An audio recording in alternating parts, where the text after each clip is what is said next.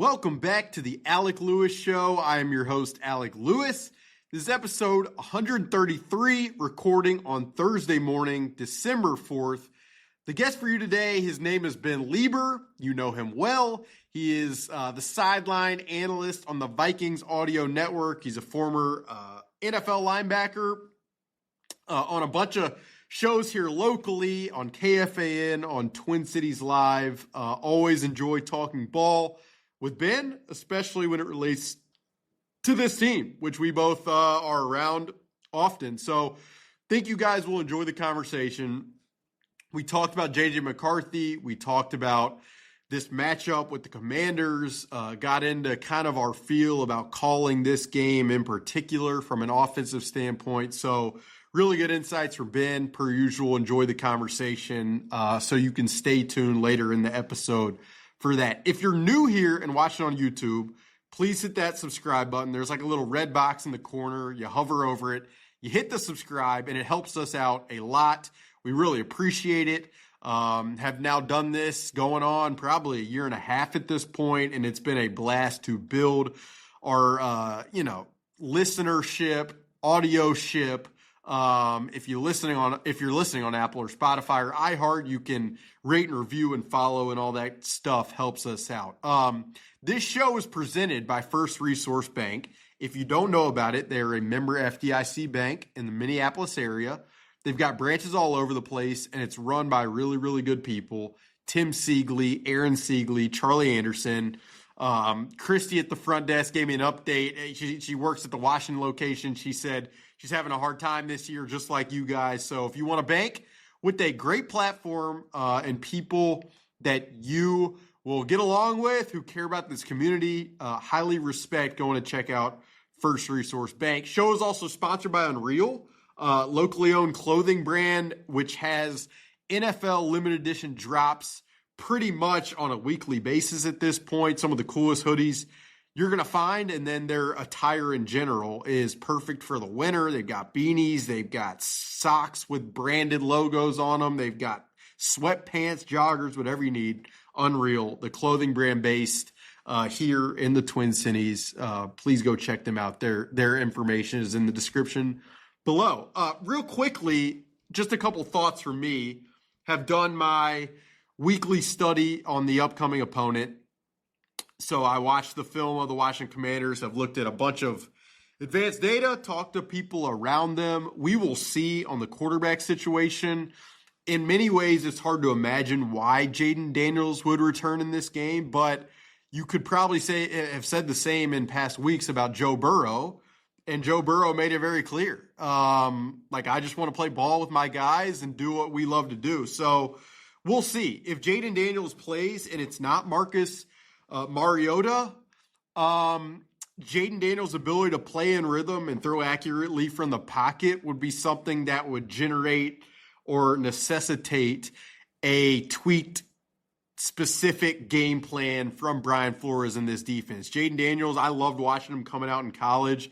You know, there were questions at the time probably about Jaden Daniels' ability to throw on rhythm, in rhythm and on time. Always felt like if you watched the LSU tape and he threw over the middle of the field, it was there. You could see it. Really always kind of felt like his fit in this Vikings offense would have been spectacular. Never felt, was never a realistic option in the sense that most people expected that Jaden Daniels would be going number 2, and the Vikings, it was going to be quite difficult for them to get up there. But just the ability to hit downfield throws, fade balls down the field, the LSU connection with Justin, always thought that would be pretty cool. For the Vikings' hopes, him not playing would give them the best chance to win a home game that the Vikings really need to win, considering they are 1-4, I believe, at home this year, and their last 2 games at home are against NFC North foes in the Lions and the Packers. So, you can argue that losing leads to a better draft pick, which is optimal in the long run. And you might be right. I mean, it's hard for me to argue at that at this point. But from, if you're thinking about the people who work 2 floors above me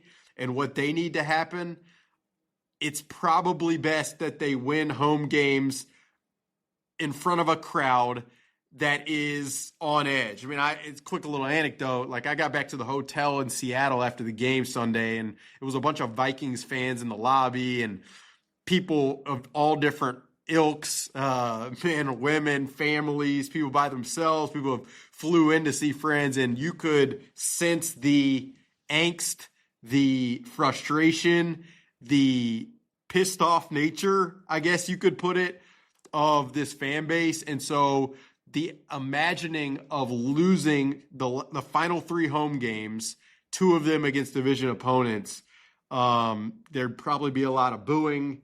The nature of the vibe from the fans, like you guys who listen and watch this show, will only, I mean, the anger will probably only ratchet up. So important in that regard. But I would say for my entertainment, I'd love to see Jaden Daniels in person. Have done did a story on him before the draft on his work with some of the virtual reality technology that LSU was kind of somewhat of a pioneer with. So always been an interesting player to me.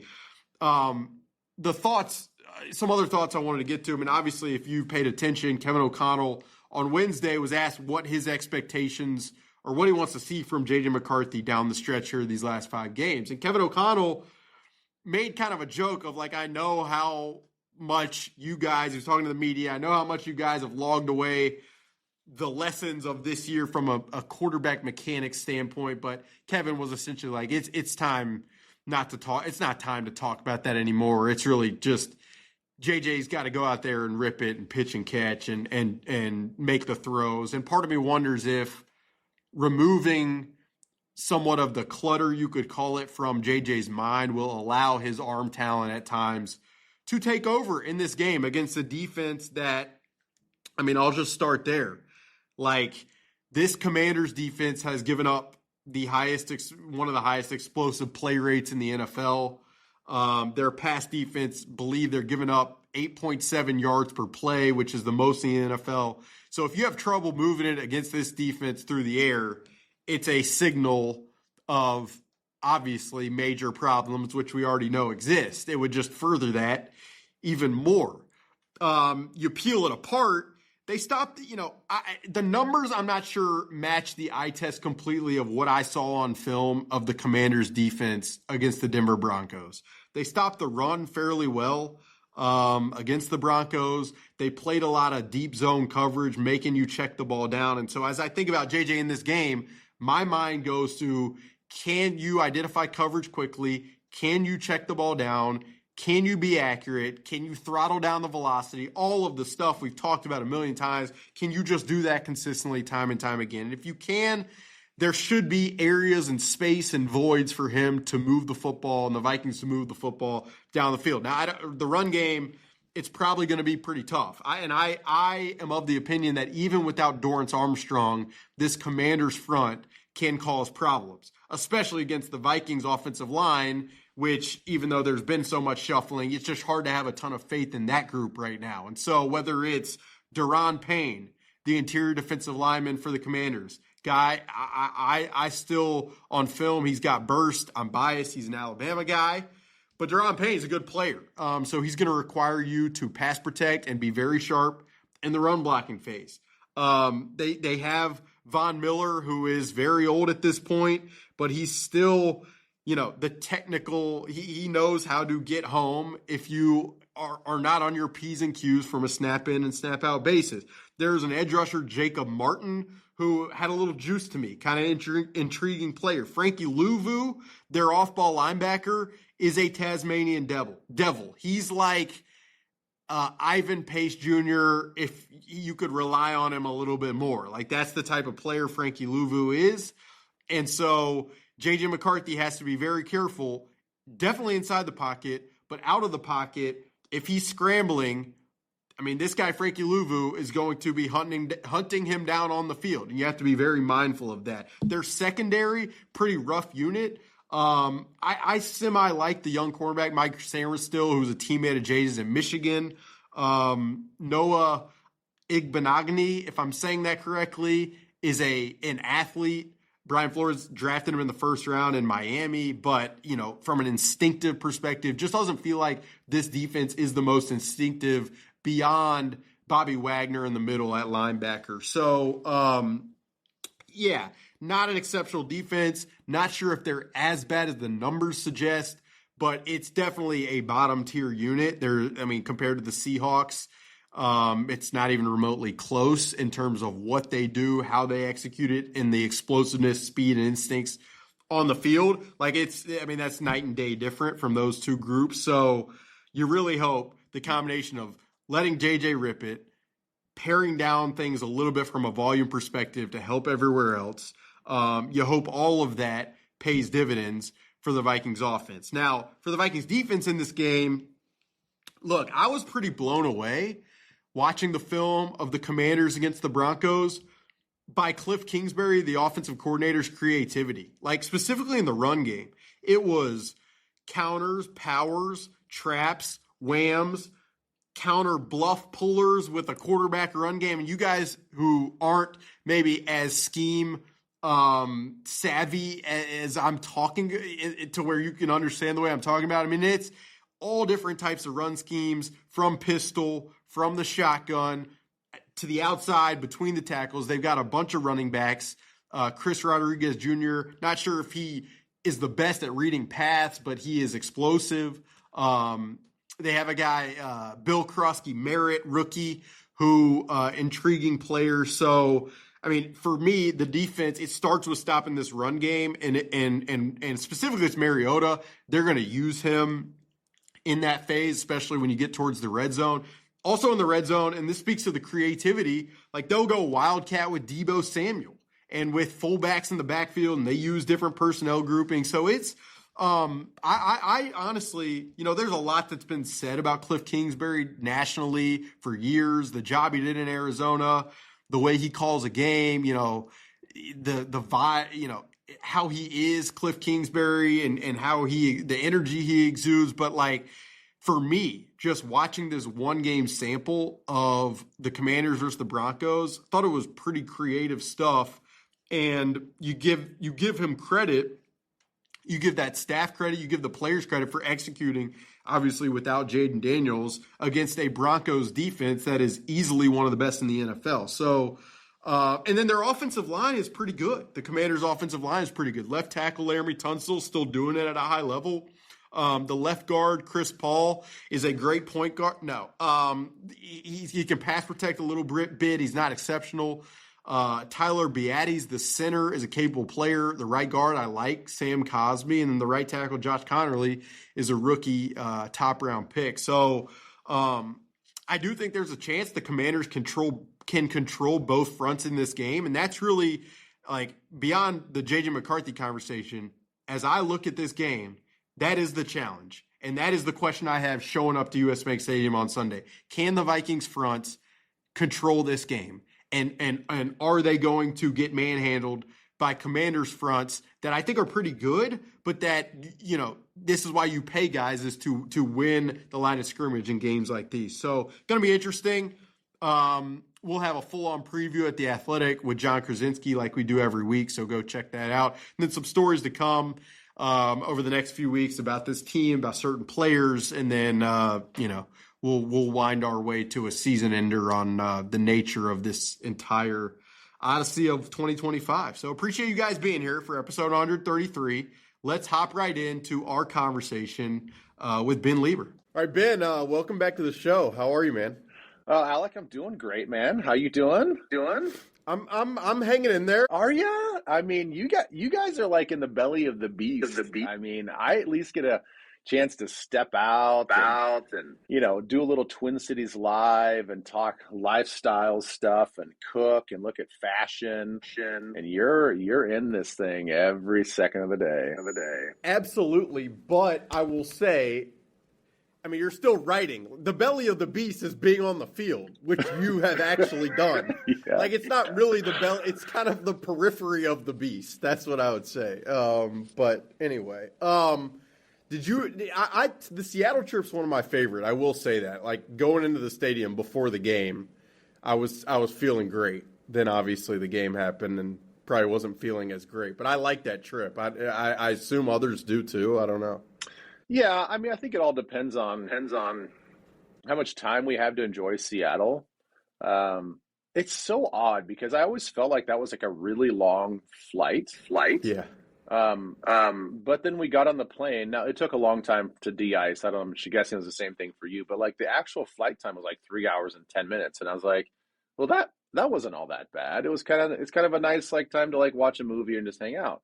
Um, I think the issue for this trip was, looking at the game, especially now in hindsight, it's like this is one of the toughest environments to walk into against a really good defense and a really good team. So I was like, there's always hope and optimism. But I'm like, man, who are we kidding? Like it was going to be a monumental effort to kind of win this game in that environment with that crowd and that team.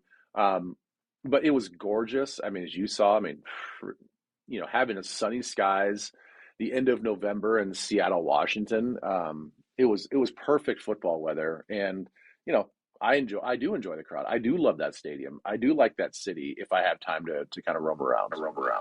Yeah, it was like everything until the game. And then I do want to start here because you do these post-game videos that I think are phenomenal. And for the people watching this, I hope they follow you so they can see them because you have a very clear-headed, concise take after the game.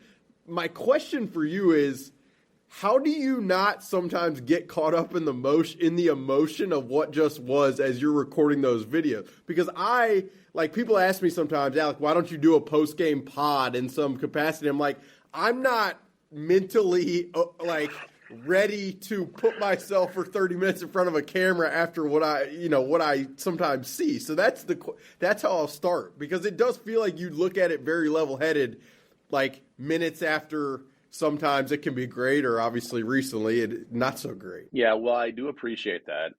They are fun to do. I do love the interaction with fans afterwards. Now the thing is, like, if you would actually watch me do these, it probably takes 5 or 6 takes to actually get the one that I want. That is sort of concise. It is level-headed because I do get caught up, using swear words, and I'm like, oh, I can't.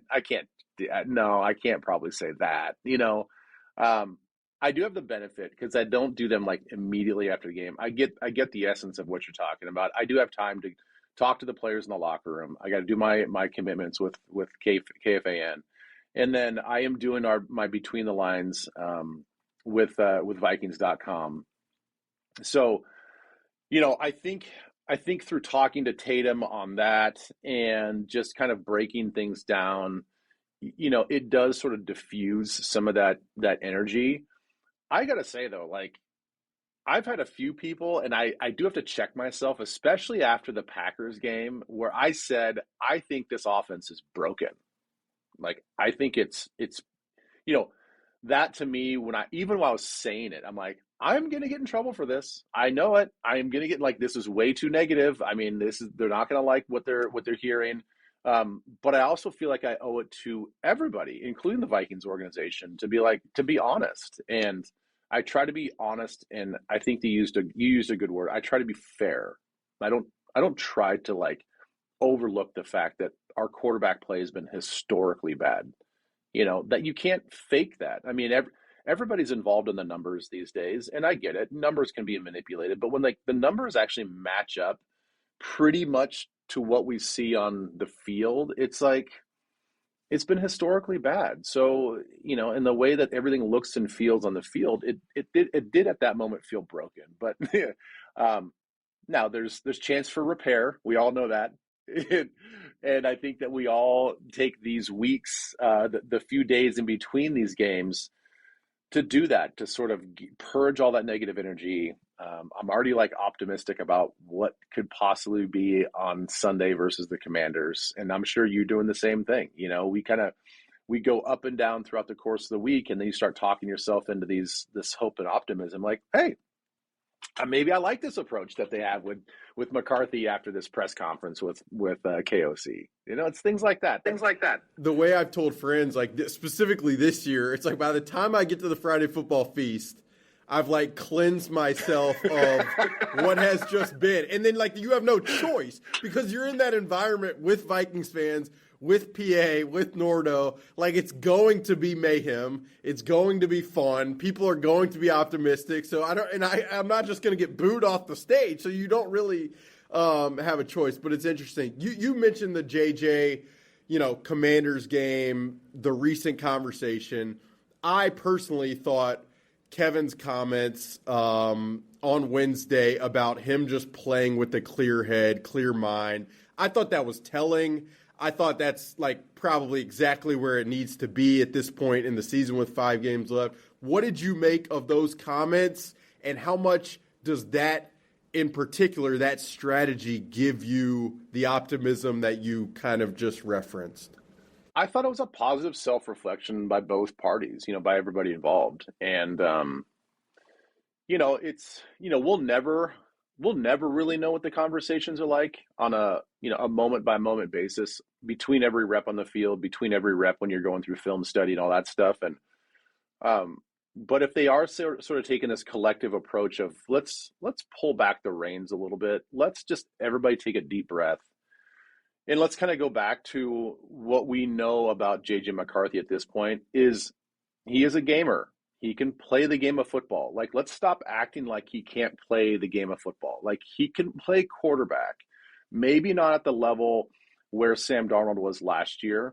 And I think that's both good ways and bad for him to be injured and watch all that transpire, because I'm sure there are things that Darnold does on the field when you're watching film. You're like, that looks easy. Like, that doesn't look like a hard thing to execute. But it does take a veteran mind and processing and arm strength and accuracy to kind of pull off those things. And I think JJ is kind of right in the middle of figuring that out. Like, things aren't as easy as they seem. Every situation is different with a different offensive line, and you might have the right play call dialed up, and you don't get the protection you want. Like, you have to problem solve in real time faster than he's ever done before in his life. And to KOC's point, it seems like, maybe reading between the lines, of like, yeah, maybe we did give him too much on his plate, and I think I think, in the big picture, you kind of want that. You kind of want to see, how much can you handle? Let's really test this kid. What can you really handle? Because if we come, I hate to like bring the Gophers into the situation, but there are times where I watch that quarterback. I'm like, are you getting everything you can out of this quarterback? Like, is this offense really geared towards him? It seems very safe. This kid seems like he can handle more. I would hate for to walk at the end of the season and be like, did we coddle him too much on the play calling? Like, were we too conservative? Were we too safe? Now at this point, I think we know, like, all right, we tried it this way. We tried to see if we could pick up where we left off last year with Sam Darnold. It didn't work. And you can always, as the coaches always say, it's easier to pull back on the reins versus have to push and get the horse to go.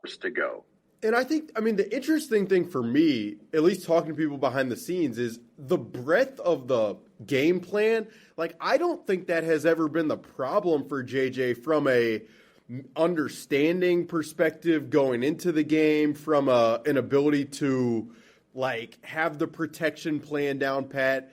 It just feels like it's been the application on the field in real time with the bullets flying. And so, like, if the answer is, you know what, let's just, minimize that volume and let him go play without the thinking. Kevin made the comment on Wednesday of like, I know you guys as a media have logged away the mechanics conversation forever. And I've said many times, like on the podcast and writing, I feel like I've taken a course on quarterback play this entire season. And I understand why, because his view as a head coach is that those mechanics are required to being accurate consistently, but you also have to coach the person individually. And I think, like, at least I feel this way, JJ, the more he thinks, probably the more he's going to be thinking, and that's going to intervene. And so I'm excited to watch him on Sunday with this kind of approach. And maybe that makes me a fool. I don't really know, but this Commanders defense also gives up more explosive plays than anybody. So it does feel like a spot where just do what you do, man. Like, use your athleticism, be smart, you know it, and just do what you do. And I'm excited to watch it. I imagine you're in a similar spot. Yeah, I'm in a similar spot too.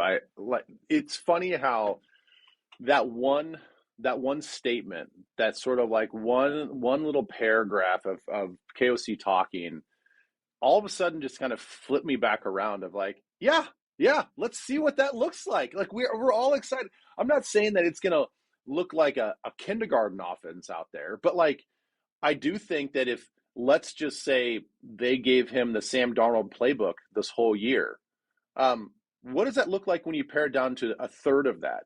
Where now all of a sudden the route combinations that you have to understand against certain coverages go from 50 down to, I don't know, 25 or even like 20. And I think that then you start betting on, if you pare it down that simple, and if you like maybe take like an inflated preseason script and say, what happens if we just do these handful of plays and we just do them really, really well? And we don't overload the whole week with all these different concepts and looks and depths of routes against different coverages. We just have these 20 plays, and we can run these 20 plays out of 10 different formations. And maybe that's it. Like, all you got to remember how to do is put this guy in motion, shift this guy. It's the same concept that we ran in the first quarter. We're going to change up the look a little bit. It's going to look entirely different to the defense, but Justin's going to run the same route. J.A. is going to come right behind him. He's going to be open a half a second later. If all of those things are kind of what he's alluding to, I'm excited for that. Like, because I think that McCarthy can pull that off. Yeah, and I think for everybody else on the offense too, like, it's just, your responsibility on this snap, and you guys know this plan really, really well. And as good as you can be next to him will only help him, because that's been a part of this that, I mean, I'm sure for you too, like for me specifically, it's hard to parse. Yes, JJ's performance has not been remotely close to the standard, but when you have Will Fries gets beat on a 3rd and 2 early in the Seattle game by Leonard Williams, and so the play's dead. Like there are, the receiver drops have definitely played a role. That's been the aspect of this that, as you well know, like in my job, you write about the quarterback. That's what it is, but we all also know that everything around the quarterback matters too. So I think there's part of the paring down that affects everything else as well, to be able to just lift the floor, which I'm interested to see for sure. The other aspect for me that I can't wait to kind of watch is, you have a Commanders team again that defensively has struggled mightily, specifically against quarterbacks with their first read. So it can, to me, just feel like this is a spot for JJ to get his feet wet, and then you have 4 games down the stretch to make it happen with 2 games at home against divisional opponents. Like and the run game has to be part of it. Like that's what 100%. To segue a little bit, I feel like the run game I've written about, and you can, to your point earlier about numbers, you can manipulate and do, but the reality of the facts of the matter are, it doesn't feel like the run game has been, for me at least, I'm speaking for myself, the identity of this team the way it needed to be. So I'm hopeful that is another area that can kind of show itself Sunday against the Commanders. Yeah, and the thing is, I'm okay. I really am fine if KOC wants an identity of this offense to be a passing offense. I'm fine. Everybody is fine with that. I would say, maybe a pure example of this is, let's go back, 10, 15 years college football. Chip Kelly at Oregon. Everybody saw Chip Kelly's offense as this pass-happy offense. It is explosive. They get guys out in space, and you're like, how are we going to cover this? When you watch the games and then you actually look at the stats, that dude ran the football a ton. I think he actually led the Pac-12 in rushing. And you're like, wait, what? Like, I thought the identity was passing. It is, but they actually have a really competent running game that sets up all of their stuff passing. That's why they can get their guys out in space and they find those one-on-ones, because you have to honor the running game. I don't know why that can't be the same thing with KOC. I mean, I'm sure that's ideally where he wants to get to, is that, hey, can we push these guys and dominate the line of scrimmage in the run game, to then force everybody in the box, to then manipulate what their safeties and linebackers do in a play action game. And then we can be explosive. And then all of a sudden, your passing offense is top 10 in the league. And then people dig into the numbers and like, oh, crap, like they're 8th in rushing. Like, didn't even know that. Like, all we have to do is I feel like we have to stop Justin Jefferson. We have to stop the receivers. We got to stop these guys in the open field. So it can be done. And I think he wants it to be done. But when you look at the Seattle game, and I was charting it in the middle, like I stopped charting in the middle of the fourth quarter because I was still ruminating on the fact that, like, why did we go forward on that 4th and 1 with that type of play, right? With that quarterback in that situation against that defense. But even to that point in the game, end of the first half, the longest run we had was 4 yards. It was the first play of the game, Alec. And it's like, then it was like 1 yard, 2 yards, -2 yards. Like, we could not run the football. So you're asking yourself as a head coach, we got 1 yard to go, but our average on all of our runs is probably in the negatives. Like, what's the better play here? And so I do understand where he's coming from. So somehow, some way, we do have to run the ball against this defense, and we have to run it enough proficiency that it does open up the passing game.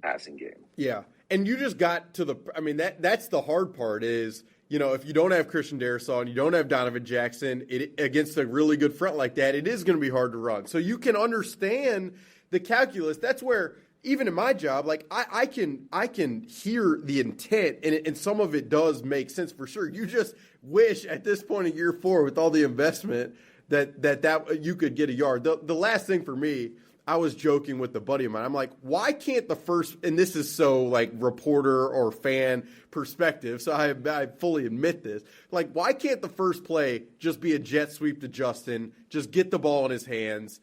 I don't care if he's tackled for -2, but just get him within the flow of the game. Like, that to me feels so essential early in this one, to just, have his mind in it. Not that he, as a captain, as a leader, does he need that? I don't know, but why can't we just do that from the outset? That's again, really easy for me to say, but that's where I would be with this game in particular. Well, it's a great call because, we've seen now, as the tendencies become more concrete throughout the course of the season, at this stage of the season, you may have written about it. I don't know where I saw it, our lack of motions on run plays. And, that's the book on us right now, that if you're scouting us, you see motion.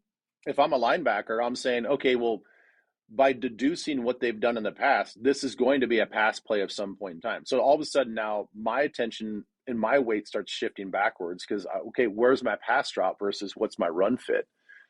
And if you start off the game putting an outstretched Justin Jefferson motioning in like it's going to be a pass play and then hand the ball off, well, guess what you just did? Now you just set up everything else to be like, oh, crap, like, now they're using motion in the run game?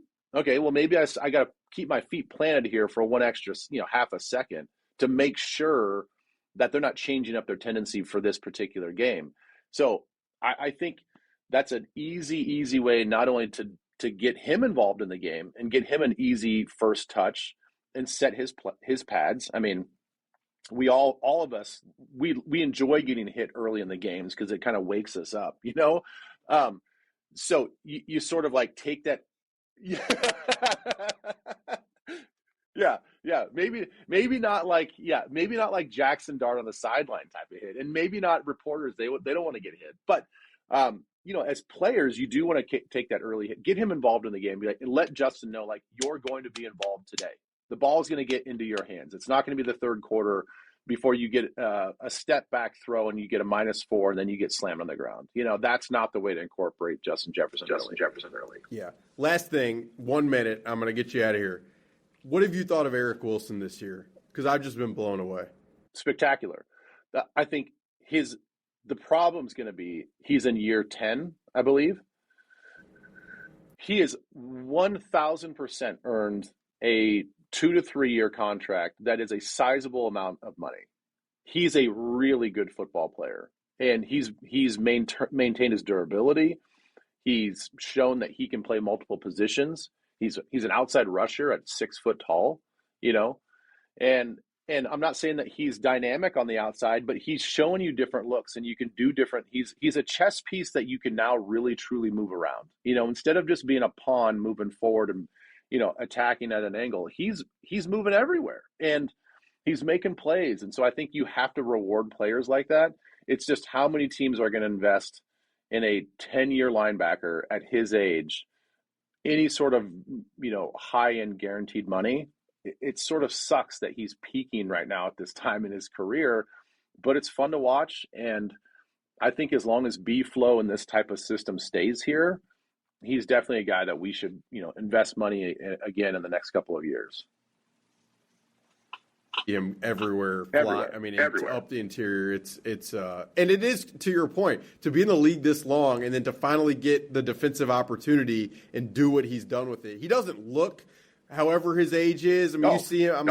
This guy looks like a UFC fighter who would win the welterweight. Like, that's what I when I see him, that's what it's like. So I mean, every person in Minnesota, if you had Eric Wilson's body, you wouldn't own a shirt.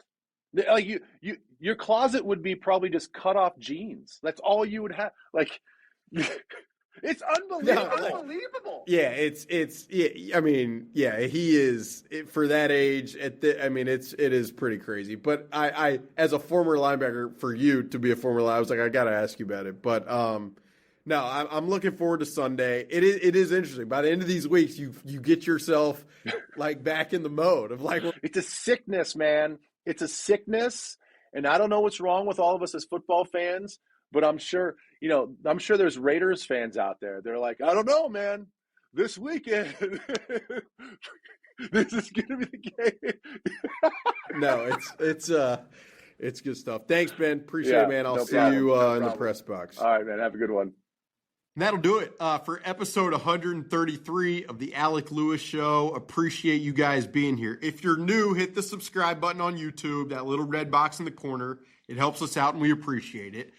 Please go check out First Resource Bank, which is in probably wherever community, Lino Lakes, wherever you live. The likelihood that there is a First Resource Bank branch is pretty high.